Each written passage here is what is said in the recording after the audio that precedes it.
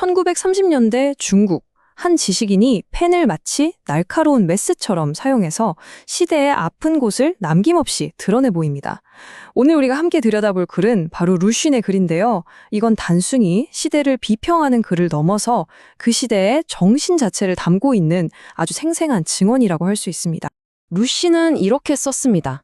너무 많은 피가 흘렀다. 이 짧은 한 문장이 앞으로 우리가 마주하게 될 시대의 무게를 고스란히 보여주는 것 같죠? 이건 그냥 비유적인 표현이 아니었어요. 그가 자기 눈으로 직접 본 현실, 그 자체였습니다. 당시 중국의 상황을 좀 들여다보면요. 밖으로는 만주사변으로 인한 일본의 침략을 겪고 있었고, 안으로는 국민당 정부의 무능과 부패가 만연해 있었습니다. 그러니까 희망을 이야기하기엔 너무나 어두웠고, 그렇다고 침묵하기에는 너무나 비참했던 시절이었죠. 루쉔의 글은 바로 이 절망의 한가운데서 터져나온 불꽃과도 같았습니다. 그의 날카로운 시선은 가장 먼저 무능한 정치를 향합니다. 자, 그래서 첫 번째로 살펴볼 글에서는요. 나라가 정말 큰 위기에 처했는데 정부가 얼마나 터무니없는 방식으로 대응했는지를 고발합니다.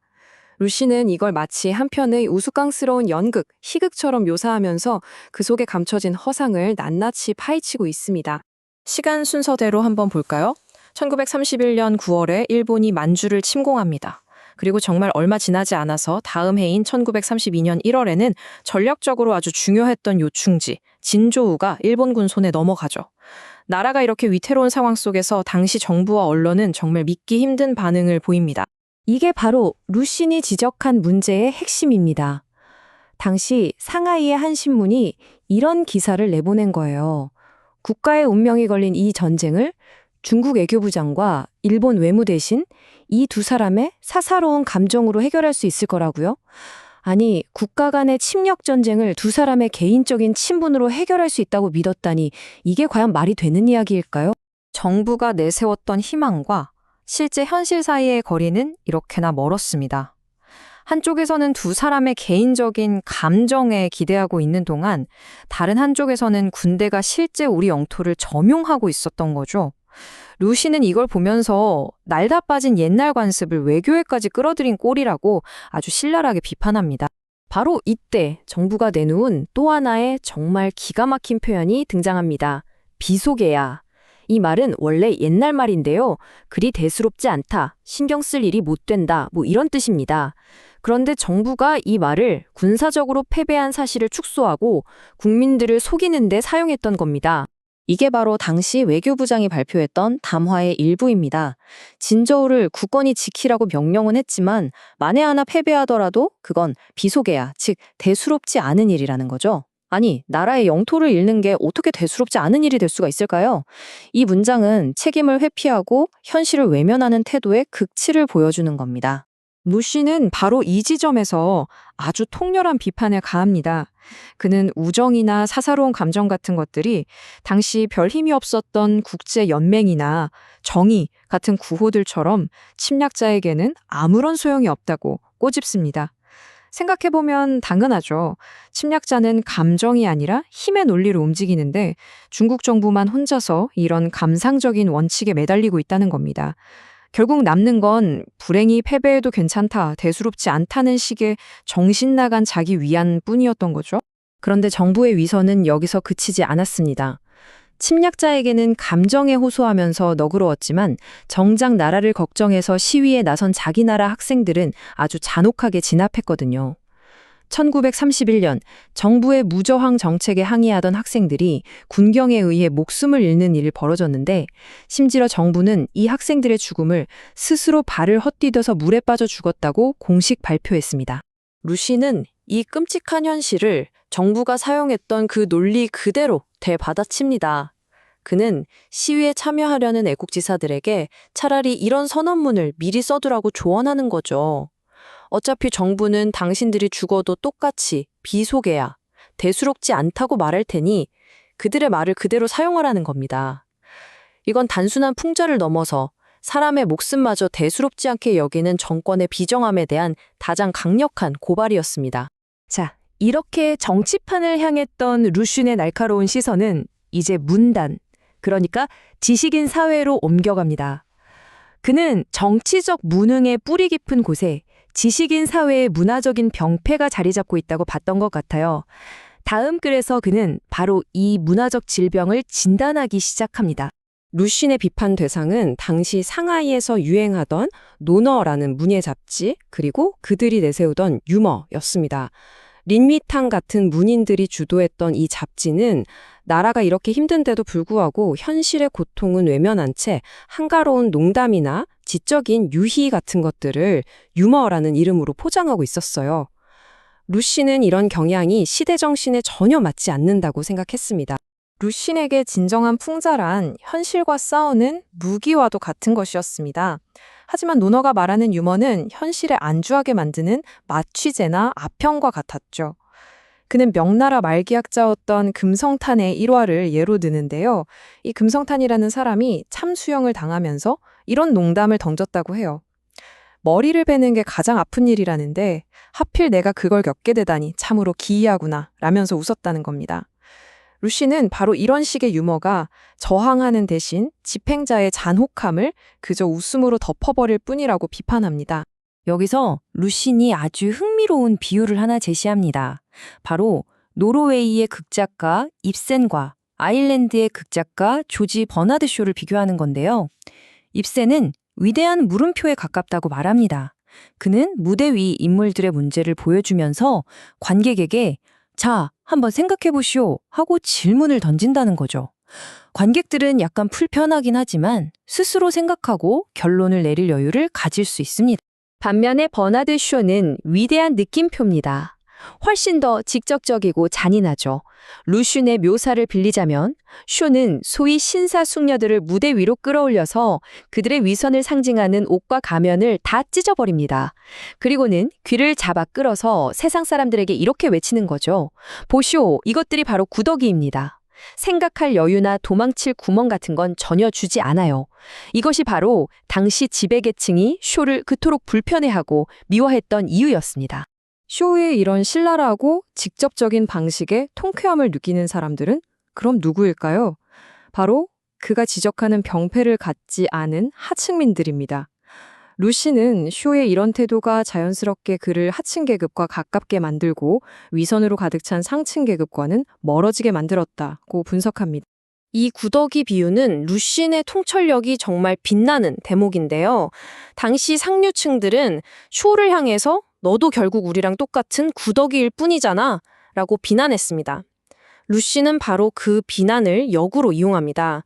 그는 이렇게 말하는 거죠. 맞다, 모두가 구더기다. 하지만 모두가 서로를 신사, 숙녀라고 칭송하면서 만족스럽게 지내는 이 구더기 소굴에서 사실 우리는 모두 구더기다 라고 외치는 구더기가 있다면 그 구더기야말로 위대한 구더기가 아니겠는가? 진실을 말하는 용기 그 자체가 위대하다는 것입니다. 이 논리는 다윈에게도 똑같이 적용될 수 있습니다. 다윈이 인간의 조상이 원숭이와 같다는 당시로서는 아주 불편한 진실을 밝혔을 때 사람들은 다윈을 원숭이의 후손이라고 조롱했죠. 하지만 루시는 말합니다. 모두가 원숭이의 친척인 세상에서 그 사실을 처음으로 밝힌 다윈이야말로 가장 위대한 원숭이의 친척이라고요. 그리고 다윈을 위해 대신 싸워준 헉슬리는 다윈의 싸움개로서 훌륭한 역할을 했다고 평가합니다. 루시는 이 문화 비평을 다시 정치 현실과 연결시키면서 글을 마무리합니다. 진정한 웃음과 풍자는 자유로운 정신에서 나오는 법이죠. 하지만 황제가 웃지 않는, 즉 억압적인 체제 아래에서는 노예가 마음껏 웃을 수 없습니다. 왜냐하면 그 웃음이 곧 분노와 저항으로 이어질 수 있기 때문입니다. 그렇기 때문에 현실을 외면한 채 즐기는 유머는 결코 중국 땅에서 뿌리 내릴 수 없다고 단언하는 겁니다. 자, 이제 루신의 비판은 특정 잡지를 넘어서서 중국의 학술계와 문단 전체로 그 범위가 넓어집니다. 그는 사회 전반에 퍼져 있는 아주 근본적인 문제, 말하자면 시스템이 되어버린 무능과 허세를 지적합니다. 이 글의 핵심 주장은 아주 간단하고 명확합니다. 중국의 지식인 사회는 모두가 자기 실제 실력보다 한 단계 높은 자리에 앉아서 행세하고 있다는 겁니다. 실력은 부족한데 직함만 좇는 이 구조적인 허세가 결국 연쇄적인 실패를 낳고 있다고 루시는 진단합니다. 이건 그냥 추상적인 비판이 아닙니다. 루시는 아주 구체적인 증거들을 제시해요. 예를 들면 출판물에는 아주 기초적인 한자인 몸기와 이미 이조차 구분하지 못하는 오류가 넘쳐나고 작가들은 전율 같은 단어를 엉뚱하게 쓰고 번역서는 오역으로 가득 차 있다는 거죠. 이런 기초적인 실력의 부재가 사회 전반의 질을 떨어뜨리고 있다는 겁니다. 바로 이게 루쉰이 묘사한 무능의 연쇄 반응입니다. 한번 보세요. 원래 교수가 되어야 할 실력 있는 사람은 침묵하고 있는데 그 빈자리를 번역가 정도의 실력을 가진 사람이 채웁니다. 그럼 번역가의 자리는 누가 채울까요? 아직 학생 수준에 머물러 있는 사람이 차지하죠. 결국 엉터리 학문과 불량 서적, 그리고 부실한 교육이라는 악순환이 꼬리에 꼬리를 물고 반복되는 겁니다. 루시는 옛 고전의 한 구절을 인용하면서 이런 문화적이고 지적인 공백이 낳은 비극적인 결과를 한마디로 요약합니다.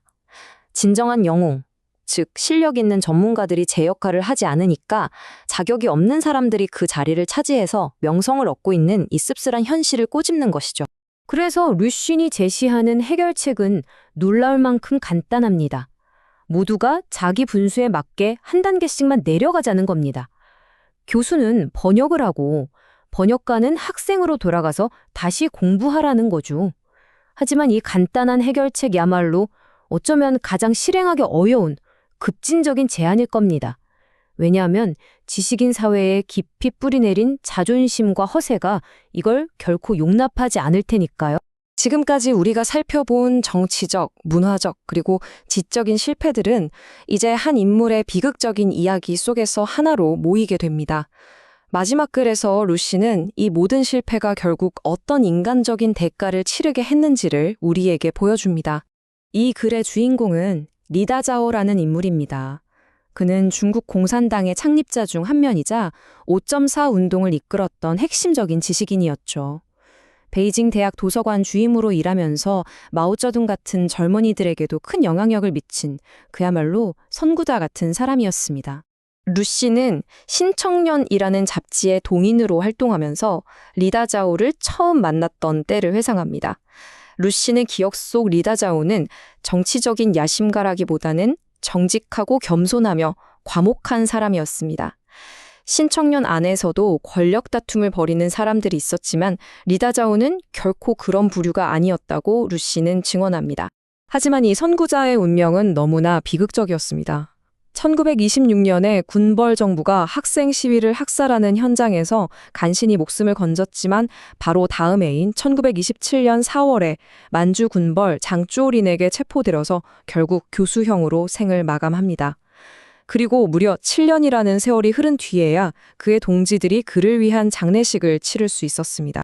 그런데 여기에 이 글의 가장 핵심적인 그리고 가장 기가 막힌 역사의 아이러니가 있습니다. 리다자오에게 씌워졌던 죄명이 민국을 위태롭게 했다는 것이었거든요. 하지만 역사는 전반대의 사실을 증명했습니다. 불과 몇 년 뒤 리다자오를 죽인 군벌 장쪼린과 그의 아들 장쉐량은 일본의 침략에 제대로 저항하지 않고 만주를 그냥 내줘버렸습니다. 결국 진정으로 나라를 위험에 빠뜨린 것은 애국자가 아니라 그를 죽인 군벌들이었던 셈이죠.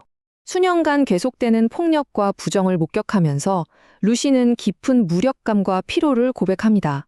한때는 학생 몇 명이 죽은 것에도 격렬한 분노를 터뜨렸지만 이제는 처형과 암살 소식을 들어도 신경이 마비되어서 아무런 감정도 할 말도 느끼지 못하게 되었다는 거죠.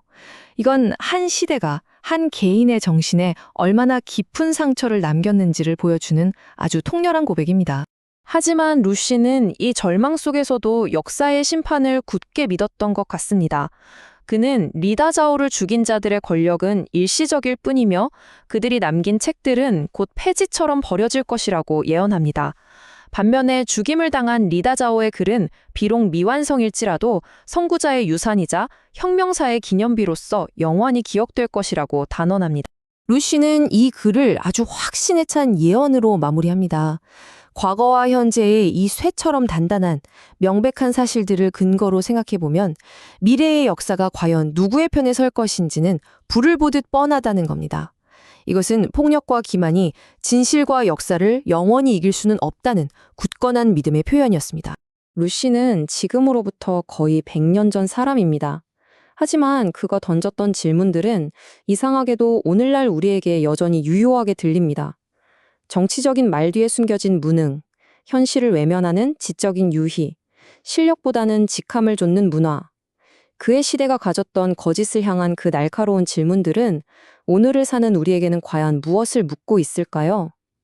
이 질문에 대한 답을 찾아가는 여정은 다음에도 계속 이어가도록 하겠습니다. 예술이 과연 세상을 바꿀 수 있을까요? 꽤 오래된 질문이죠. 그런데 20세기 초 중국의 위대한 작가 루시는 이 질문에 그렇다고 아주 단호하게 답했습니다. 그에게 예술은 그저 감상하는 대상이 아니었어요. 붓과 칼, 즉 펜과 조각칼을 무기처럼 사용해서 예술이 더 이상 소수의 사람들만 즐기는 게 아니라 바로 민중을 위한 세상을 바꾸는 혁명의 도구가 되어야 한다고 목소리를 높였죠. 지금부터 루시니 쓴 글들을 따라가면서 그의 그 뜨거웠던 생각을 한번 깊이 들여다보겠습니다. 루시니 이 책에서 끊임없이 던지는 가장 근본적인 질문이 바로 이겁니다. 예술은 도대체 누구를 위한 것인가? 과연 예술이라는 게 박물관이나 미술관의 우아한 벽에 걸려서 소수의 지식인들, 소위 엘리트들만이 향유하는 그런 사치품이어야만 할까요? 아니면 그 벽을 부수고 거리로 나와서 보통 사람들의 손에 들릴 수 있는 세상을 이해하고 또 변화시키는 강력한 무기가 될 수도 있는 걸까요? 루신의 고민은 바로 이 지점에서 시작됩니다. 그의 생각을 차근차근 따라가다 보면요. 먼저 당시 사람들이 얼마나 연환도화, 그러니까 지금의 만화나 그림 이야기 같은 것들을 낮춰봤는지, 그리고 루신이 그걸 어떻게 변호했는지를 알게 될 겁니다. 그리고 한 걸음 더 나아가서 이 혼란스러운 사회를 바꾸기 위한 가장 날카롭고 효과적인 도구로 왜 하필 목판화를 지목했는지 그 이유를 듣게 되실 거고요. 마지막으로는 글자 하나 없이 오직 그림만으로도 얼마나 강렬한 이야기를 전달할 수 있는지 한 편의 목판화 소설을 통해 그 힘을 직접 확인해보는 시간을 갖겠습니다. 자, 그럼 첫 번째 이야기부터 시작해볼까요? 당시 예술계를 지배하던 아주 견고한 편견에 맞섰던 루신의 목소리부터 한번 들어보겠습니다. 그는 저급한 대중문화로 취급받던 연환도화, 즉 연재 그림의 진짜 가치를 되찾아주고자 했습니다. 그때 당시 예술계의 분위기는 어땠냐면요. 만화라든가 그림 이야기 같은 대중들이 쉽게 즐기는 서사예술은 뭔가 좀 수준이 낮고 열등한 매체라는 인식이 아주 팽배했습니다. 우아한 예술의 전당에는 결코 오를 수 없는 그런 존재로 여겨졌죠. 루시는 바로 그 단단한 벽을 깨고 싶었던 겁니다. 이게 얼마나 심했냐면 루신 자신의 직접 겪은 일화가 있어요. 한 번은 어떤 모임에서 앞으로 영화가 교육에 아주 유용하게 쓰일 수 있다는 취지의 말을 했는데 그 말이 끝나자마자 주변에서 조롱 섞인 웃음소리가 터져나왔다고 합니다. 그 웃음소리에 자신의 말이 그냥 묻혀버리는 경험을 해야 했을 정도니까요.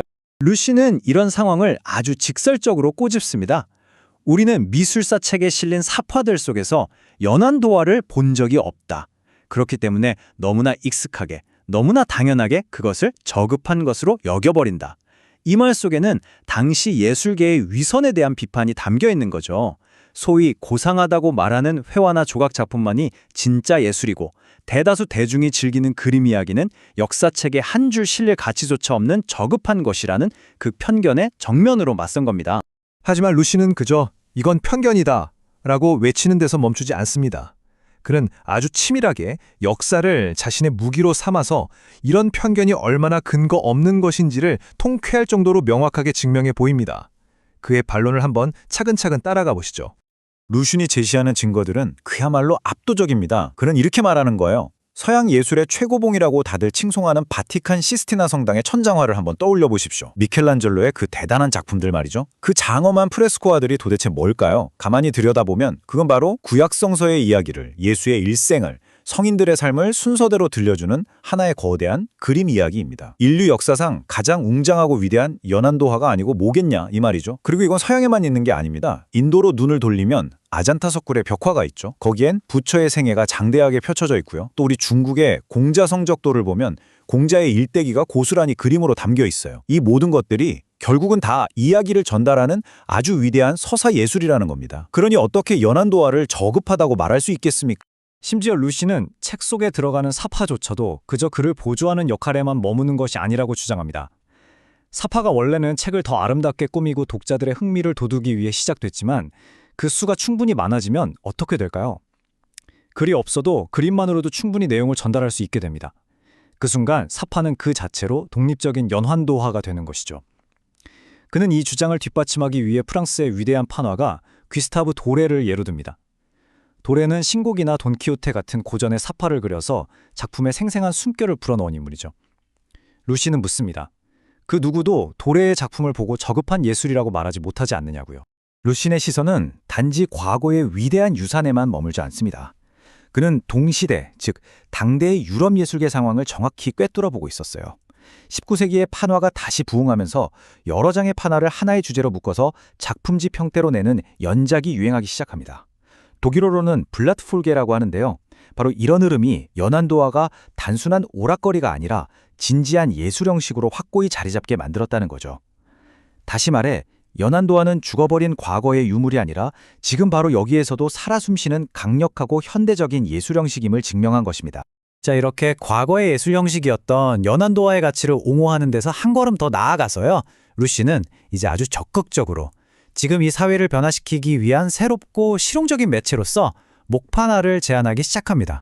루시는 목판 창작법이라는 책의 서문에서 자신의 핵심적인 생각을 펼쳐놓습니다. 그에게 목판화는 그냥 고상하게 벽에 걸어두고 감상하는 그런 예술이 아니었습니다. 그것은 사회를 개혁하고 잠들어 있는 민중을 일깨우기 위한 아주 날카롭고 살아있는 도구여야만 했어요. 특히 근대화라는 거대한 변화의 물결을 맞이하고 있던 당시 중국 사회에는 반드시 필요한 도구라고 생각했던 거죠. 그럼 루시는 왜 하필 목판화였을까요? 그의 주장은요, 굉장히 실용적이고 현실적입니다. 자, 3가지 이유를 들은데요. 첫째는 재미있다는 겁니다. 생각해보세요. 빽빽한 글자만 계속 보면 얼마나 지치겠어요?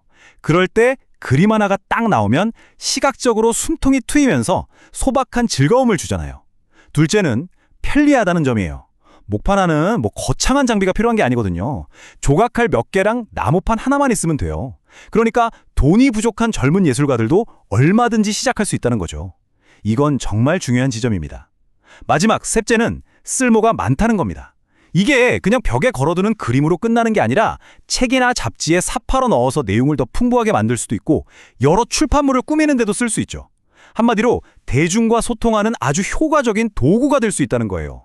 재미있고 편리하고 유용하고 이 3가지 이유 때문에 목판화야말로 당시 중국 사회에 딱 맞는 가장 이상적인 매체라고 본 겁니다. 루시는 이 한 문장을 통해 목판화가 가진 시대적인 소명을 아주 힘주어 선언합니다. 그가 말하는 목판화는 단순히 옛것을 그대로 되살리는 복고운동 같은 게 아니었어요. 오히려 서양의 현대적인 판화 기술과 중국이 전통적으로 가지고 있던 강인한 힘을 결합시켜서 예술가들만의 상아탑에 갇힌 엘리트주의에서 벗어나고자 한 것이죠. 대중과 함께 숨쉬고 대중과 함께 이야기하는 새로운 예술의 길을 열고자 했던 겁니다. 이건 결국 당시의 젊은 예술가들을 향한 루신의 뜨거운 외침이었습니다. 제발 상아탑에 갇혀서 소수의 비평가들이 뭐라고 하는지에만 목매지 마십시오. 그곳에서 나와 거리로 대중 속으로 들어가십시오. 대중적인 형식을 두려워하지 말고 적극적으로 끌어안으십시오. 바로 그 대중이야말로 당신들의 예술을 진정으로 필요로 하는 사람들이고 그 어떤 비평가의 칭찬보다도 더 뜨겁게 당신들의 작품을 사랑해 줄 것이라는 확신에 찬 권고였던 셈이죠. 자, 이제 마지막 장입니다. 루신이 글자 한자 없는 목판화 소설 한 편을 아주 면밀하게 분석하면서 그가 주장했던 예술 형식이 실제로 얼마나 심오하고 강력한 힘을 가졌는지를 증명해 보이는 부분입니다. 이 부분이 아마 그의 예술론의 정점이라고 할 수 있을 것 같아요. 루신이 분석의 대상으로 삼은 작품은 벨기에의 예술가 프랑스 마세릴의 것입니다. 이 마세릴이라는 사람은 특히 전쟁에 반대하는 목소리를 많이 냈던 예술가인데요. 아주 놀라운 장르를 개척한 인물입니다. 바로 글 없는 소설이죠. 말 그대로 글자 하나 없이 오직 강렬한 흑백의 이미지들만으로 한 인간의 일생과 그 시대의 아픔을 묵직하게 그려내는 겁니다. 루시는 마치 우리의 손을 잡고 이끌어주듯이 25장의 목판화가 들려주는 한 남자의 인생을 한 장면 한 장면 아주 세심하게 따라갑니다. 우리는 그의 비참했던 탄생에서부터 시작해서요. 고난과 착취로 가득했던 어린 시절을 거쳐 마침내 사회의 부조리에 눈을 뜨고 혁명가로 성장했다가 결국 순교자로서 생을 마감하는 그의 그 파란만장한 여정을 말없이 함께 지켜보게 됩니다. 루신의 묘사는 정말 칼날처럼 날카롭고 구체적입니다. 가난 때문에 어머니가 집에서 쫓겨나는 그 첫 장면부터 어린 소년이 감당하기 힘든 목공일을 억지로 배우는 모습, 결국 쓸모 없어지자 마치 들개처럼 내쫓기는 장면, 그리고 며칠을 굶어 배고픔을 참지 못하고 빵 한 조각을 훔치다가 가차없이 경찰에 붙잡히는 그 순간까지 루시는 이 모든 장면들이 어떻게 필연적으로 연결되면서 한 인간의 운명을 비극으로 몰아넣는지를 아주 생생하게 보여줍니다. 하지만 이 남자의 이야기는 그저 개인적인 불행으로 끝나지 않습니다. 바로 여기서 중요한 전환점을 맞이하는데요. 개인의 고난이 이제 집단적인 각성으로 그리고 정치적인 행동으로 나아가게 되는 거죠. 감옥에서 나온 그는 일자리를 찾지만 술이나 도박 같은 유혹에 잠시 빠지기도 합니다. 하지만 마침내 한 공장에서 동료 노동자들을 만나게 되고 그들과 함께 공부하고 서로의 처지를 이야기하면서 유대감을 쌓게 되죠. 그러면서 깨닫는 겁니다. 이것은 나 혼자만의 고통이 아니라 우리 모두의 고통이라는 것을요. 그렇게 그는 새로운 삶의 목적을 찾게 됩니다. 투쟁의 마지막은 안타깝게도 비극으로 치닫습니다. 그가 노동자들을 이끌고 부당한 자본가에게 맞서 싸우자 보이지 않던 거대한 권력의 톱니바퀴가 그를 짓누르기 시작해요. 자본가가 고용한 밀정이 그의 일거수일투족을 감시하고 경찰이 폭력으로 그와 동료들을 진압합니다. 그리고 결국 믿었던 동료 중 한 명의 배신으로 그는 차디찬 감옥에 다시 갇히고 맙니다. 바로 이 지점에서 루시는 시대를 관통하는 아주 날카로운 비교를 제시합니다. 그는 이 이름 없는 노동자의 고난이 놀랍게도 2000년 전 예수 그리스도가 겪었던 순환과 너무나도 닮아 있다는 점을 보여줍니다. 생각해보세요. 예수는 부자가 천국에 들어가는 것은 낙타가 바늘귀를 통과하는 것보다 어렵다고 경고했습니다. 그런데 오늘날 예수를 믿는다고 말하는 바로 그 부자들의 손에 가난한 인간의 아들이 고통받고 있다는 이 지독한 아이러니를 루시는 놓치지 않는 거죠. 과거에 신의 아들이 겪었던 그 순환이 현재에는 권력자들의 손에 의해 인간의 아들에게 똑같이 반복되고 있는 겁니다. 이야기의 마지막 장면은 이 비극적인 평행 이론의 쐐기를 박습니다. 재판정 벽에는 십자가에 못 박혀 고통받는 신의 아들 예수의 성화가 걸려 있습니다. 그리고 바로 그 그림 앞에서 이 인간의 아들인 노동자가 재판을 받고 총살령을 선고받는 거죠. 종교적인 순교자와 현대 정치적 순교자의 모습이 하나의 이미지 안에서 완벽하게 겹쳐지는 순간입니다. 이를 통해 루시는 시대를 초월해서 계속해서 반복되는 억압의 구조를 통렬하게 고발하고 있는 겁니다. 루신의 긴 분석은 바로 이 외침으로 끝이 맺습니다. 대중은 그곳을 보고 싶어하고 대중은 그것에 감사할 것이다. 이 말 속에는 사회에 참여하고 사회를 이야기하는 예술이 가진 힘과 그 미래에 대한 루신의 흔들리지 않는 믿음이 담겨 있습니다. 그리고 이 외침은 오늘날을 살아가는 우리에게도 조용히 질문을 던지는 것 같습니다. 지금 우리의 예술은 과연 누구를 위해 그리고 무엇을 이야기하고 있는가 하고 말이죠. 1930년대 중국은 정말 거대한 변화의 소용돌이 그 자체였습니다. 바로 그 격동의 시대 한가운데에서 루신이라는 한 지성인은 펜을 자신의 무기 삼아서 그만의 목소리를 아주 날카롭게 벼려가고 있었죠. 이 책은요, 그가 당대의 여러 사상들, 인물들, 그리고 크고 작은 사건들과 아주 치열하게 부딪히면서 남겼던 일종의 논쟁의 기록들입니다. 그의 글을 이렇게 쭉 따라가다 보면 한 지식인의 생각이 어떻게 단련되고 또 어떻게 칼날처럼 날카로워지는지 그 과정을 바로 옆에서 생생하게 목격하는 듯한 기분이 들 겁니다. 자, 그럼 루신의 날카로운 시선이 가장 먼저 향했던 곳은 어디였을까요? 바로 당시 지식인 사회를 휩쓸고 있던 유머 열풍이었습니다. 모두가 유머 하면서 좋아하는데 루시는 왜 그걸 그렇게 경계의 눈으로 바라봤을까요? 그리고 여기서 아주 중요한 인물이 등장하는데요. 바로 영국의 극작가 버나드 쇼입니다. 루신이 이 인물을 통하여 그가 생각했던 진정한 비판 정신이란 과연 무엇이었는지 그 깊은 생각 속으로 한번 들어가 보겠습니다. 그 당시에 린휘탕 같은 유명한 문인들이 있었어요. 이 사람들은 유머를 통해서 이 힘든 현실의 고통을 좀 초월하자, 이런 식의 이야기를 많이 했습니다. 하지만 루신에게는 이게 정말 용납할 수 없는 태도였던 거죠. 그에게 이런 유머는요, 마치 골마서 터지기 직전인 사회의 상처를 보고도 그냥 웃음이라는 붕대로 대충 쓱 가려버리려는 아주 비겁한 현실 도피에 불과했거든요. 원탁회의나 즐겨 여는 국민의 장난이라는 이 비판. 이게 참 날카롭죠. 심각한 문제 앞에서 다 같이 모여 앉아서 좋은 게 좋은 거지 하면서 원만하게 해결할 수 있다는 식의 그런 뜬구름 잡는 소리를 하는 사람들의 장난이라고 본 것입니다. 이렇게 현실 비판의 칼날이 무뎌지는 것을 극도로 경계했던 루시는 자신이 생각하는 진정한 비판가가 어떤 모습인지를 설명하기 위해서 아주 흥미로운 비교 대상을 무대 위로 끌어올립니다.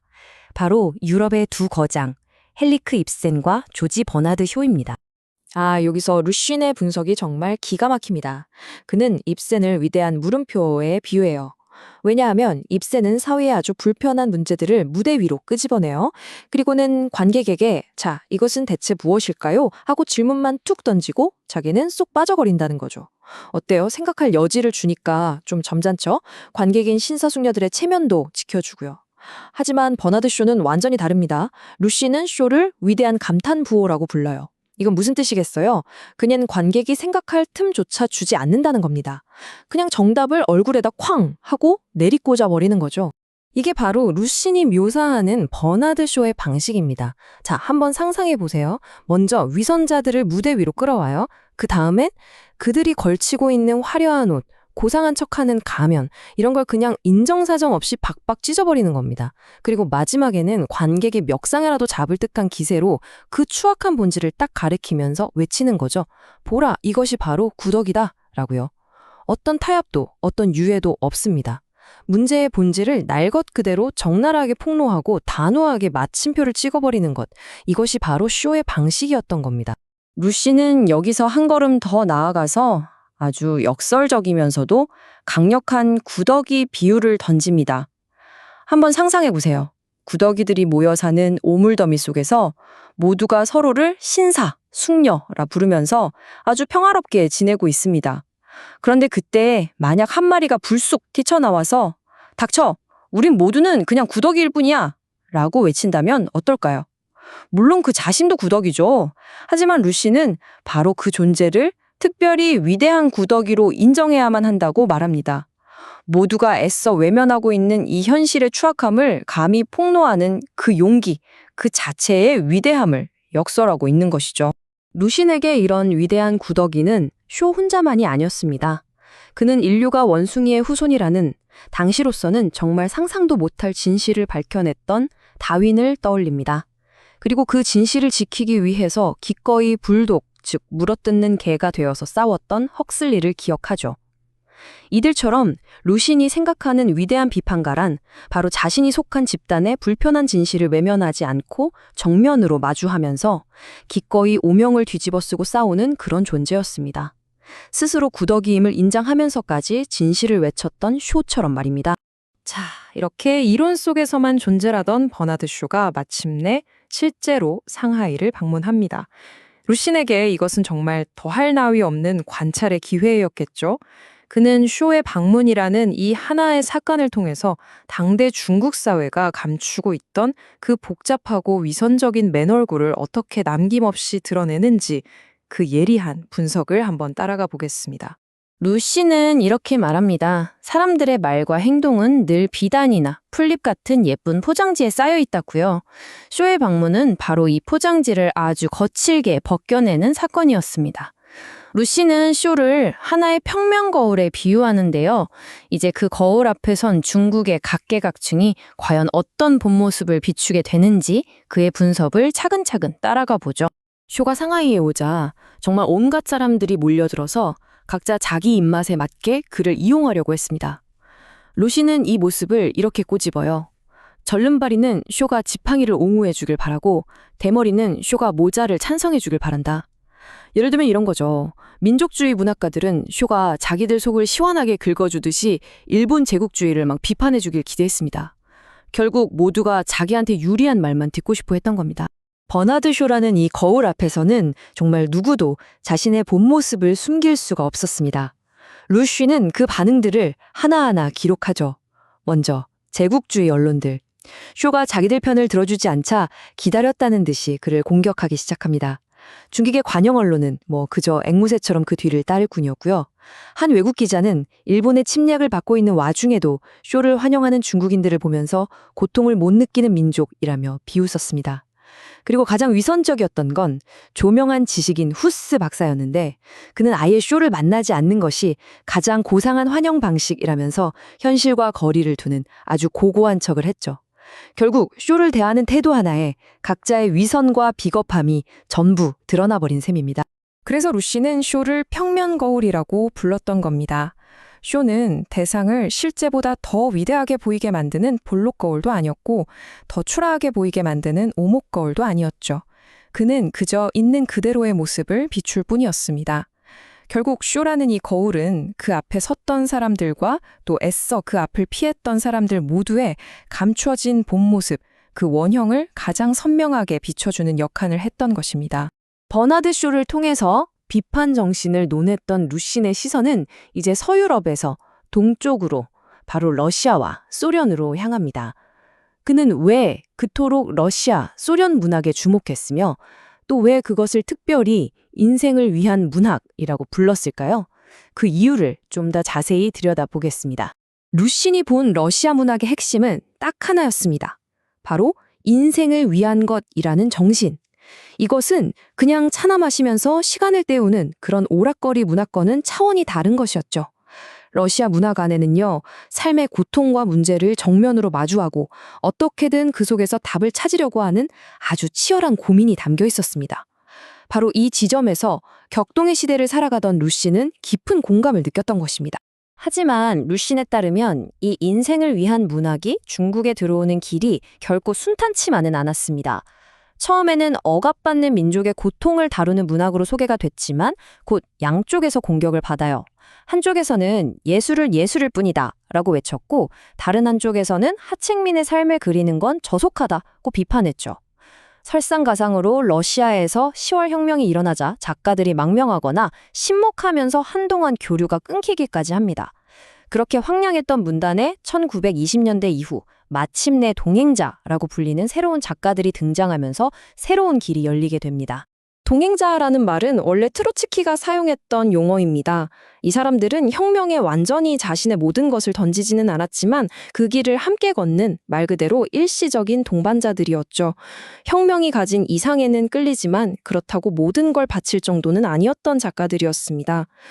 루시는 1920년대 이후 중국에 들어온 소련 문학의 대부분이 바로 이 동행자들의 작품이었다고 정확하게 짚어냅니다. 왜냐하면 이들의 작품이 너무 강경하지 않아서 서방이나 일본에서 먼저 번역하기가 좋았고 중국은 그것을 다시 번역하는 방식으로 비교적 쉽게 받아들일 수 있었기 때문입니다. 이런 복잡한 정치 상황이나 문단의 여러 논쟁들에도 불구하고 러시아 소련 문학은 중국의 젊은 독자들을 아주 강하게 사로잡았습니다. 대체 그 힘의 원천은 무엇이었을까요? 여기에 대한 루신의 답변이 바로 핵심입니다. 당시 중국의 젊은 독자들은 러시아 문학을 읽으면서 정말 거대한 깨달음을 얻었다고 해요. 바로 나의 이 고통이 나 혼자만의 것이 아니구나. 이 세상은 압제하는 사람과 억압받는 사람, 이렇게 둘로 나뉘어 있구나 하는 사실을요. 루시는 이 발견이 마치 인류가 처음으로 불을 발견했던 것과 같은 그런 충격이었다고 말합니다. 문학이 개인의 고통을 세계적인 구조의 문제로 확장시켜준 아주 거대한 각성의 순간이었던 겁니다. 여기서 루시는 아주 중요한 사실 하나를 강조합니다. 양국의 외교 관계가 끊어져서 관련 서적이 금서가 되든 아니면 갑자기 관계가 좋아져서 언론이 소련을 칭송하든 그런 정치적인 쇼와는 아무런 상관없이 독자들의 열기는 조금도 식지 않았다는 겁니다. 오히려 탄압하면 할수록 더 읽고 싶어 했죠. 문학이 가진 힘이 정치로 압도해버린 것입니다. 그래서 루신이 진정으로 축하하고 싶었던 것은 정치인들이 만나서 악수하는 그런 장면이 아니었습니다. 그가 축하한 것은 바로 중국의 독자들이었습니다. 정치적인 시류에 휩쓸리지 않고 문학에 담겨있는 진실의 힘과 억압받는 사람들의 목소리를 스스로의 힘으로 알아본 그 위대한 독자들 말입니다. 루시는 바로 그 독자들의 존재, 그 자체를 축하하고자 했던 것입니다. 자, 마지막으로 이론은 이제 충분히 살펴봤으니 실전으로 한번 가보겠습니다. 루신이 동시대 작가였던 양춘인과 벌였던 논쟁을 통해서 그가 버너드 쇼에게서 발견했던 그 날카로운 비판의 원칙들을 어떻게 자신의 글에서 직접 실천했는지 구체적으로 한번 살펴보겠습니다. 사건의 시작은 양춘인이라는 작가가 루신에게 보낸 공개적인 비판 편지였습니다. 이에 대해서 루신은 감정적으로 똑같이 맞서는 대신에 아주 차갑고 논리적인 답장을 보냅니다. 이 답장은 그의 비판 방식이 무엇인지를 보여주는 완벽한 교본과도 같습니다. 루신의 반박 전술을 하나씩 뜯어보죠. 첫째, 당신은 늙었다는 식의 인신공격에 대해서 그는 늙는 것은 자연의 이치일 뿐 논쟁의 본질과는 무관하다면서 아주 가볍게 받아칩니다. 둘째, 왜 제갈량처럼 구는가라는 비유에는 제갈량이 죽은 뒤에야 배신자가 나왔으니 아직 살아있는 자신에게는 맞지 않는 비유라면서 논리적인 허점을 정확하게 짚어내죠. 셋째, 자신을 비웃음으로 공격했다는 비판에는 당신의 태도가 진지하게 반박할 가치조차 없었기 때문이라고 그 배경을 설명한 뒤에 오히려 과거에 당신이 나에 대해 거짓 기사를 썼던 사실을 증거로 제시하면서 카운터펀치를 날립니다. 감정적인 공격은 논리로 무력화하고 상대의 과거 행적을 근거로 역공하는 정말 정교한 논쟁술이죠. 그리고 논쟁의 마지막에 루시는 상대를 무조건적으로 몰아붙이지 않습니다. 그는 양춘인을 혁명을 이용해서 돈을 번 간사한 상인은 아니라고 선을 그어요. 대신 혁명의 길에서 이탈한 작은 상인일 뿐이라고 평가하면서 그의 한계를 명확하게 짚어냅니다. 이것이 바로 상대를 정확하게 분석하고 평가하려는 그의 비판가다운 태도인 거죠. 이처럼 루시는 자신이 버나드 쇼에게서 발견했던 그 날카로운 비판 정신을 그냥 말로만 한 것이 아니라 자신의 글 속에서 아주 완벽하게 실천했습니다. 그의 비판은 단순한 감정 싸움이 아니었습니다. 대상을 냉철하게 분석하고 그 본질을 꿰뚫어 보면서 타협 없이 결론을 내리는 아주 잘 벼려진 지적인 무기였던 것입니다. 루신이 입센과 쇼를 비교하면서 던졌던 질문은 오늘날 우리에게도 그대로 돌아옵니다.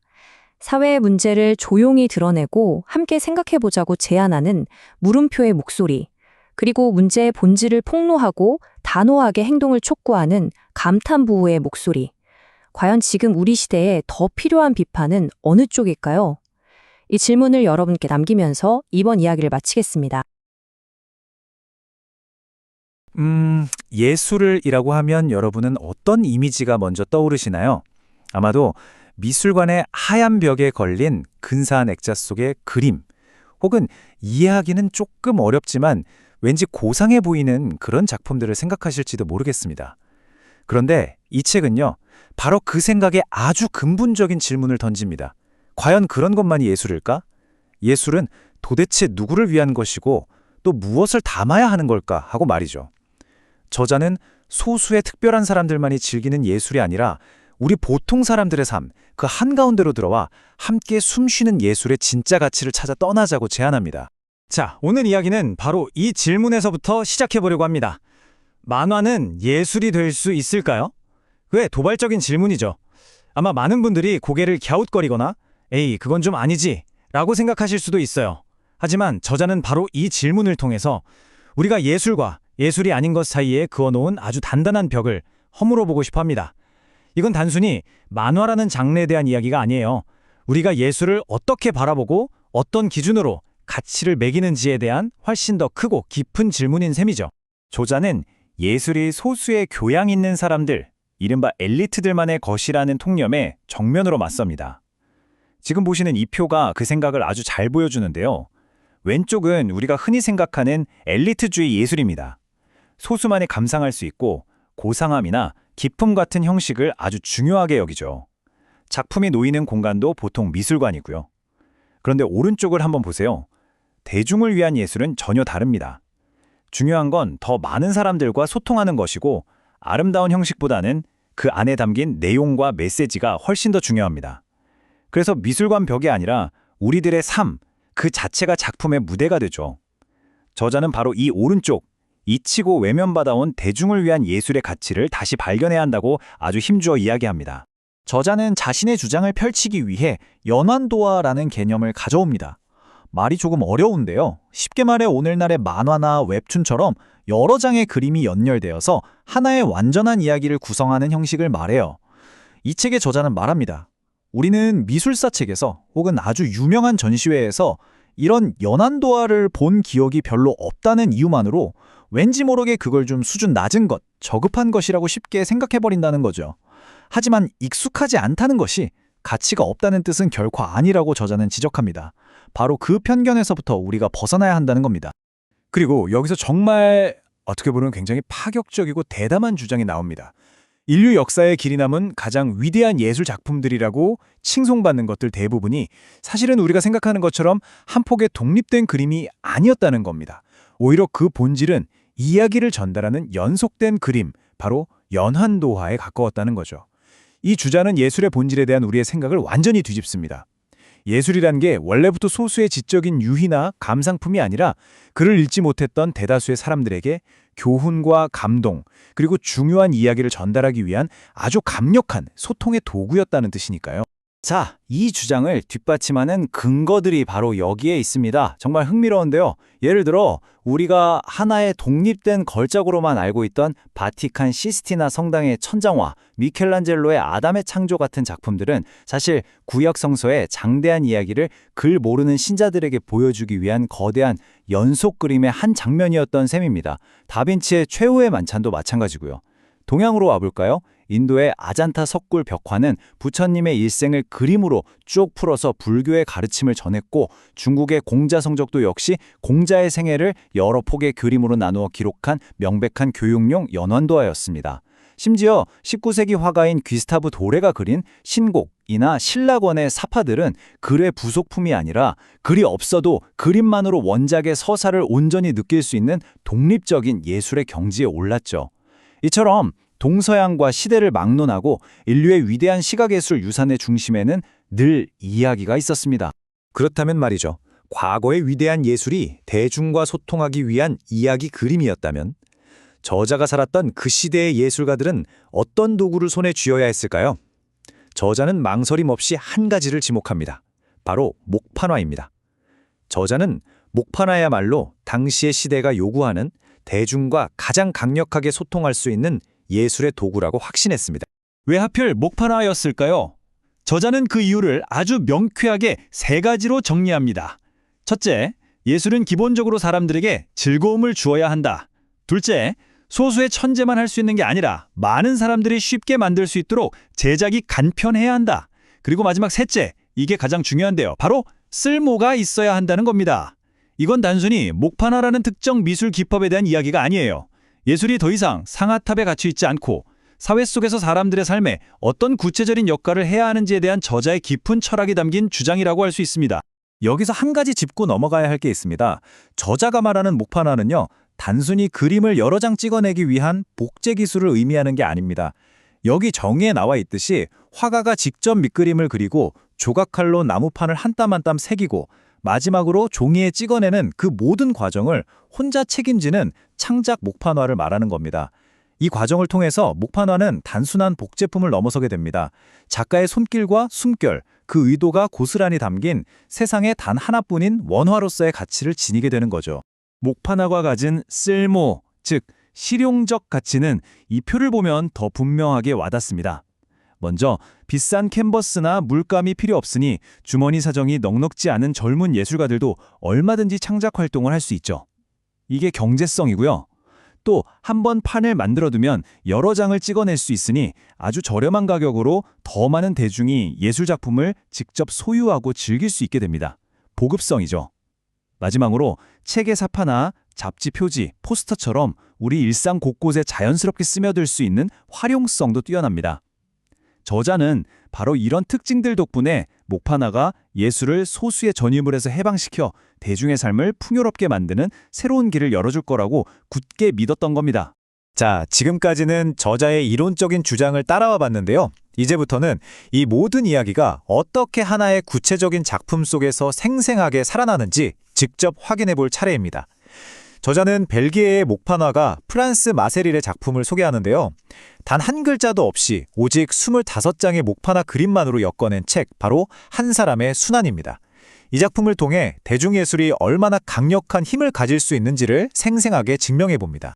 이야기는 텅 빈 방 안에서 시작됩니다.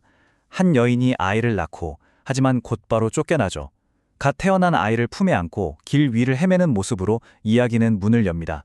어떤 영웅이나 성인의 영광스러운 탄생 이야기가 아닙니다. 이름도 축복도 없이 이 세상에 그저 푹 던져진 한 평범한 인간의 시작. 이것이 바로 저자가 말했던 예술이 담아내야 할 삶 속의 진짜 이야기의 출발점인 셈입니다. 아이는 거리에서 다른 불황아들과 어울려 자라다가 목수일을 배우게 됩니다. 하지만 이 작은 아이의 연약한 몸으로 감당하기의 노동은 너무나 고되고 힘겹습니다. 결국 그는 매질을 당하고 다시 거리로 쫓겨나고 말죠. 이 그림은 어떤 미화도 없이 당시 아동노동의 참혹한 현실을 그대로 보여줍니다. 이건 단순히 한 아이의 불행한 이야기에 그치는 게 아니라 사회의 가장 약한 존재들이 겪어야 했던 구조적인 착취에 대한 침묵의 고발과도 같습니다. 며칠을 굶어 배고픔을 견디다 못한 소녀는 결국 빵 한 조각을 훔칩니다. 그리고 그 즉시 경찰에게 붙잡혀서 차갑고 어두운 감옥에 갇히게 되죠. 이 한 장의 그림은 우리에게 아주 묵직한 질문을 던집니다. 과연 진짜 죄를 지은 것은 누구일까요? 굶주린의 빵을 훔친 소년일까요? 아니면 이 어린 소년을 굶주리게 만든 이 사회일까요? 이처럼 예술은 단 한 줄의 글 없이 단 하나의 이미지로 보는 사람의 마음에 깊은 파문을 일으키는 사회의 거울이 될 수 있습니다. 감옥에서 나온 청년은 도로 공사장에서 힘든 노동을 하며 새로운 삶을 시작해보려고 합니다. 하지만 그림에서 보이듯 고된 노동으로 지친 영혼은 달콤한 유혹에 쉽게 흔들리기도 하죠.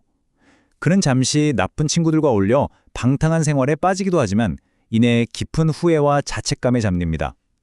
이 작품은 주인공을 결점 하나 없는 완벽한 영웅으로 그리지 않아요. 이렇게 실수하고 방황하고 후회하는 그의 인간적인 모습은 이 이야기가 뜬구름 잡는 이상이 아니라 우리의 삶처럼 아프고 복잡한 현실에 단단히 발딛고 있음을 보여줍니다.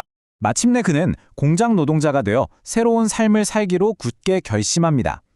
이른 새벽부터 일어나 책을 읽으며 스스로를 단련하고 치열한 노동의 현장 속에서 비로소 진정한 사랑을 만나고 또 뜻을 함께하는 동지들을 얻게 됩니다. 여기서 희망은 하늘에서 뚝 떨어지는 기적이나 외부의 구원에서 오는 게 아닙니다. 배움을 통한 내적인 각성 그리고 동료들과의 연대라는 사회적 관계 속에서 비로소 싹트는 것이죠. 이것이 바로 예술이 대중에게 보여줄 수 있는 가장 현실적이고 긍정적인 메시지가 아닐까 싶습니다. 하지만 그 평화는 그리 길지 않았습니다. 노동자들과 자본가 사이의 갈등이 결국 폭발하자 그는 동료들을 이끌고 투쟁의 가장 앞에 섭니다. 하지만 밀정의 감시와 군경의 무자비한 탄압 속에서 결국 그는 가장 밀었던 동료의 배신으로 체포되고 맙니다. 이 작품은 희망을 이야기하면서도 현실의 냉혹함을 결코 외면하지 않습니다. 대중을 위한 예술은 때로는 달콤한 위로가 아니라 이처럼 쓰라린 진실을 똑바로 마주하게 만드는 용기가 필요하다는 것을 보여주는 것 같습니다. 그리고 이 글자 없는 소설의 가장 아프고 또 가장 역설적인 장면이 펼쳐집니다. 그가 재판을 받는 법정 격에는 온 인류의 죄를 대신해 고난받았다는 신의 아들 예수의 조각상이 걸려 있습니다. 그리고 바로 그 아래에서 이 시대를 위해 고통받은 이 평범한 사람의 아들이 냉혹한 심판을 받고 있는 거죠. 작가는 이 단 하나의 장면을 통해 숭고하다고 여겨지는 종교적 상징이 현실의 불의 앞에서 얼마나 무력하고 위선적인지를 단 한마디의 말 없이 하지만 그 어떤 웅변보다도 강렬하게 비편하고 있습니다. 사형 선고를 받은 그는 자신을 겨누고 있는 병사들의 총구 앞에서 묵묵히 자신의 최후를 기다립니다. 기적 같은 구원은 일어나지 않습니다.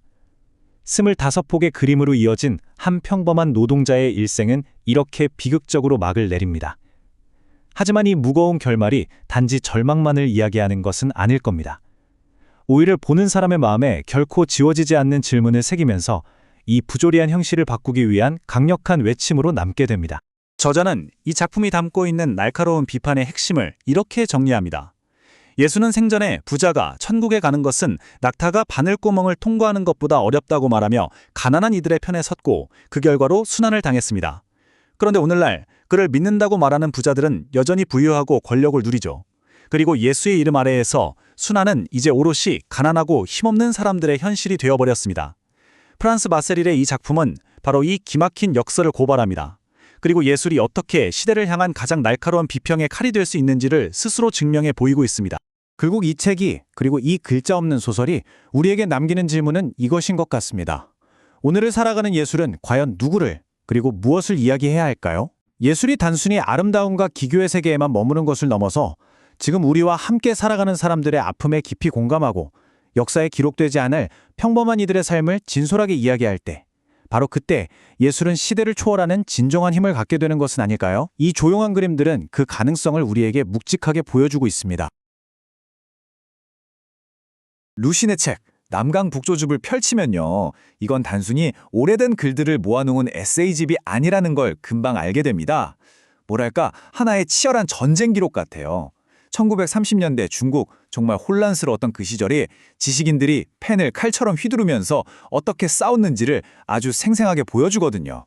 모든 글이 하나의 전선이었고 문장 하나하나가 상대방의 심장을 겨누는 날카로운 비수였던 셈이죠. 지금부터 우리는 그 수많은 지적 전투 중에서도 가장 흥미진진했던 한 대결을 자세히 들여다볼 겁니다. 루신이 어떤 식으로 자신의 논리를 벼리고 또 상대를 어떻게 무너뜨렸는지, 그 지적 전투의 기술을 한번 직접 확인해 보시죠. 모든 싸움에는 그 시작점이 있기 마련이죠. 이 지적 결투는 말이죠. 한때는 루신과 같은 진영에 있었던 동지 양춘연이라는 인물이 보낸 한 통의 공개서 안에서부터 시작됩니다. 근데 이 편지가요, 그냥 안부를 묻거나 학술적인 토론을 제안하는 그런 평범한 글이 아니었어요. 이건 대중이라는 관객을 앞에 두고 루신을 향해 던진 아주 잘 계산된 도전장이자 일종의 선전포고였습니다. 자, 이 도전의 막이 과연 어떻게 오르는지 한번 볼까요? 양춘런이 던지는 첩수는요, 직접적인 공격이 아니에요. 오히려 아주 사적이고 감성적인 말투로 루신의 쇠약해진 모습을 걱정하는 척하죠. 음식을 씹을 때마다 갈비뼈까지 움직이는 것 같았다.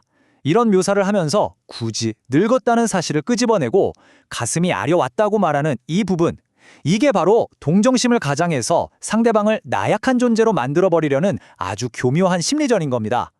본격적인 비판을 하기에 앞서서 나는 당신을 염려하는 따뜻한 사람이지만 당신은 이제 한물간 늙은이다 라는 구도를 먼저 딱 설정해 놓는 거죠. 자, 연민을 자아내게 한 다음 카드는 바로 과거의 인연입니다. 양춘러는 자신이 루신의 오랜 지지자였고 또 숭배자였다는 점을 슬쩍 강조해요. 함께했던 생일 축하연 같은 구체적인 기억을 굳이 꺼내면서 나는 당신의 적이 아닙니다. 오히려 당신을 누구보다 깊이 이해하고 존경해온 사람입니다. 라는 메시지를 던지는 거죠. 이렇게 함으로써 이제 곧 이어질 자신의 비판이 악의에 찬 비난이 아니라 정말 안타까운 마음에서 우러나온 진심 어린 충고라는 명분을 차곡차곡 쌓아가는 겁니다. 그리고 바로 이 지점에서 양춘러는 드디어 진짜 하고 싶었던 말을 꺼냅니다. 동정과 존경이라는 그럴듯한 포장지를 벗겨내니까 그 안에 날카로운 불만이 모습을 드러내는 거죠. 핵심은 이거예요. 자신이 정치적인 신념을 바꾼 후에 루신으로부터 아주 부당한 인신공격을 당했다는 주장입니다. 특히 당시 루신의 대표적인 논적이었던 량스추와 자신을 한데 묶어버린 것에 대해서 불쾌감을 드러내면서 교묘하게 자신을 부당한 비난의 희생자로 만들어버리는 겁니다. 편지의 마무리는 마치 상대를 가르치려는 듯한 아주 점잖은 충고입니다. 자신은 이성적인 토론을 원하는데 루신의 방식은 너무 경솔하고 감정적이라고 딱 규정해버리죠. 이걸로 나는 합리적인 토론가, 루신은 감정적인 공격자라는 프레임을 완성하고 공을 루신에게 넘겨버린 겁니다. 이 모든 과정이 대중이 지켜보는 가운데 이루어졌어요. 이제 루신이 답할 차례가 된 거죠. 이렇게 정교하게 설계된 도발에 과연 루신은 어떻게 응수했을까요? 감정적으로 분노를 터뜨리거나 똑같이 인신공격을 퍼붓지 않았습니다. 대신 그는 마치 외과 의사가 수술대에 오른 환자를 다루듯이 양춘연의 편지를 테이블 위에 딱 올려놓고 그 문장과 논리를 하나씩 아주 냉정하게 해부하기 시작합니다. 자, 여러분이라면 어떻게 하시겠어요? 쇠약함을 걱정하는 척 연민으로 시작해서 과거의 존경심을 내세우고 자신을 억울한 피해자로 묘사한 다음에 마지막엔 점잖게 진지한 태도를 요구하는 이런 편지의 말입니다. 이제부터 루신이 이 교묘한 공격을 어떻게 하나하나 무력화시키는지 그 놀라운 논리의 전개를 한번 같이 따라가 보겠습니다. 자, 이 부분이 정말 기가 막힙니다. 양춘러는 루신을 독선적인 제갈량에, 그의 주변 사람들을 배신자, 위헌에, 그리고 대중을 어리석은 군주 아두에 빗대서 비꼬려고 했어요. 보통 사람이라면 이 비유가 왜 잘못됐는지 그 의도에 대해 해명하려고 애썼을 겁니다. 하지만 루시는 전혀 다른 곳을 찌릅니다. 바로 그 비유의 근거가 되는 역사적 사실 그 자체를 공격하죠. 위헌이 배신한 건 제갈량이 죽은 다음의 일이다. 그런데 나는 아직 살아있지 않은가. 이 한마디로 양출론이 공들여 만든 비유는 아예 성립 자체가 불가능한 헛소리가 되어버리는 겁니다. 상대방 주장의 화려한 겉모습이 아니라 그것을 떠받치고 있는 가장 약한 전제를 정확히 찾아내서 무너뜨리는 것. 이게 바로 루신식 반박의 첫 번째 기술입니다. 양충련이 연출했던 그 늙음에 대한 극적인 슬픔에 대해서 루시는 그냥 지극히 당연한 자연의 이치로 응수합니다. 늙고 죽는 건 당연한 건데 왜 그렇게까지 호들갑을 떠느냐는 거죠. 양충련의 과장된 감정 표현을 소스라치게 놀란다고 대받아치면서 가볍게 조롱해버립니다. 이걸로 그의 걱정이 진심 어린 연민이 아니라 다분히 계산된 연기였다는 걸 폭로하는 거죠. 이처럼 감상적인 공격은 이성적이고 담담한 태도 앞에서 힘을 잃게 마련입니다. 양출원이 줄곧 존경해왔다는 식의 막연하고 증명할 수 없는 감정을 내세우자 루시는 기억의 서랍에서 누구도 부인할 수 없는 구체적인 사실을 딱 꺼내옵니다. 자, 이 타임라인을 한번 보시죠. 먼저 1930년 양출원은 루신에 대한 악의적인 날조 기사를 직접 썼습니다. 그런데 3년 후인 1933년 그는 갑자기 줄곧 존경해왔다고 말을 해요. 루신은 이 명백한 모순을 그대로 제시함으로써 양출원의 주장이 가진 진실성 자체를 근본부터 파괴해버리는 겁니다. 이게 바로 루신식 반박의 두 번째 기술이죠. 추상적인 주장에는 구체적인 증거로 맞서라. 여기서 루시는 판을 완전히 뒤집어 버립니다. 양춘너는 자신이 루신에게 공격받은 피해자라고 주장했잖아요. 하지만 루시는 이 사건의 진짜 피해자가 과연 누구였는지를 다시 정의합니다. 과거의 좌파문인들이 혁명을 외치면서 행진할 때 정작 온갖 비난의 제물이 되었던 건 바로 자신이었고 정작 그들이 상황이 불리해지자 신념을 버리고 도망쳤다고 지적하는 거죠. 즉, 너는 피해자가 아니라 변절자이자 도망자이며 나의 비판은 그 위선에 대한 정당한 응수다라고 선언하는 겁니다. 가해자와 피해자의 구도를 완전히 재구성해버리는 강력한 논리적 전환이죠. 이 논쟁의 끝에서 루신이 양출런에게 내리는 최종 판결은 거대한 악당이나 이념의 배신자 같은 거창한 이름이 아닙니다. 그보다 훨씬 더 신랄하고 본질을 꿰뚫는 규정, 바로 소상인입니다. 왜 이 표현이 더 무섭냐면요. 그건 양출런의 모든 행동에서 이념적 고뇌나 사상적 깊이 같은 거창함을 싹 제거해버리기 때문이에요. 그의 변절은 대의를 위한 선택 같은 게 아니라 그냥 시장에서 더 유리한 쪽으로 자리를 옮기는 장사꾼의 이기적인 계산에 불과하다고 낙인 찍어버리는 거죠. 이 비유 하나로 양출런의 모든 자기 변명은 초라한 개인의 이해타산으로 전락하고 맙니다. 그렇다면 이 논쟁을 통해서 드러난 루신의 핵심 원칙은 과연 무엇이었을까요? 그가 이렇게까지 집요하게 양출런의 논리를 파고든 건 단순히 개인적인 모욕감 때문만은 아니었어요. 그에게 이 싸움은 지식인의 정직성이라는 훨씬 더 큰 원칙이 걸린 문제였거든요. 바로 이 문장에 루신의 신념이 고스란히 담겨 있습니다. 그가 보기에 양춘런의 편지는 아주 교묘한 속임수였어요. 동정심을 가장하고 과거를 미화하고 피해자인 척하는 그 모든 기교들 말이죠. 루신이 그 속임수를 그토록 철저하게 해부했던 이유는 그런 방식으로는 결코 진실에 도달할 수 없으며 결국엔 지성사회 전체를 병들게 한다고 믿었기 때문입니다. 루시는 양춘련 개인의 문제를 넘어서서 당시 지성계에 만연해 있던 가식이라는 더 큰 병을 진단합니다. 많은 지식인들이 실제 자신의 능력보다 더 대단한 척, 더 많이 아는 척 행세한다는 거죠. 그의 처방은 의외로 간단합니다. 모두 한 단계씩만 내려가자. 즉, 번역가는 완벽한 번역에만 집중하고 작가는 좋은 글을 쓰는 데만, 학자는 자신의 연구에만 충실하자는 겁니다. 모두가 자신의 자리에서 자기가 정말 잘할 수 있는 일을 정직하게 해내는 것만으로도 사회는 훨씬 건강해질 것이라는 이 제안은 허용과 가식에 대한 가장 근본적인 비판이었습니다. 지금까지 우리가 살펴본 이 치열한 논쟁과 그 이면에 깔린 원칙들을 종합해보면 우리는 비로소 펜을 든 전사 루신의 초상을 완성할 수 있게 됩니다. 그에게 글쓰기는 그냥 고상한 취미나 예술활동이 아니었어요. 그것은 허위와 싸우고 진실을 지켜내기 위한 피할 수 없는 도덕적 전투 그 자체였던 겁니다. 이 문장은 그 전사의 내면을 가장 잘 보여주는 것 같아요. 어떤 공격을 받더라도 동정을 구걸하거나 남에게 의지하지 않겠다. 오직 자신의 힘으로 상처를 치유하고 다시 일어서겠다는 고독하고 강인한 결의가 느껴지죠. 그의 글이 그토록 타협없고 날카로웠던 이유는 바로 이 치열한 지적 독립심에서 비롯된 것이었습니다. 루슌이 싸웠던 시대는 물론 지났습니다. 하지만 그가 싸웠던 대상, 그러니까 교묘한 속임수와 위선, 진실을 흐리는 가식은 오늘날 훨씬 더 정교한 모습으로 우리 곁에 존재합니다.